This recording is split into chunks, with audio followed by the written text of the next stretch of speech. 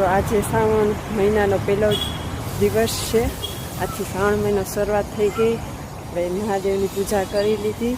હવે જાય છે ઘરે. અહીં મહાદેવ આપણે ગમે ત્યાં બાજુમાં જ મળી જાય, ગમે ત્યાં ઘરની બાજુમાં જ મહાદેવ મળી જાય. મમ્મી ત્યાં પણ બાજુમાં હતા, પેલા ઘર હતું ત્યાં પણ બાજુમાં હતા, અહીંયા પણ મહાદેવ બાજુમાં છે. અને અહીંયા બીલીપત્રનું પણ ઝાડ છે ઘરની બાજુમાં. એટલે મહાદેવ આપણા ઉપર પ્રસન્ન જ છે. ગમે ત્યાં જાય એટલે આપણે મહાદેવ મળી જાય. વોકિંગ ડિસ્ટન્સ છે, 2 મિનિટનો જ રસ્તો છે મારો. હર હર મહાદેવ. બધાને શ્રાવણ માસની શુભકામના. હર હર મહાદેવ. તો આજે મેં બનાવી છે કેળા અને સિંગોવાળી કઢી. સાથે બનાવ્યું છે મેં કંટોલાનું શાક. આજે શ્રાવણ મહિનાનો પહેલો દિવસ છે. સાથે સલાડમાં કાકડી,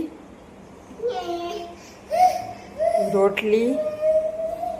ક્રિશાની માટે મારે ભાત બનાવવા જ પડે, એ પણ ગળેલા અને જીરા સાહેબ બનાવવા પડે.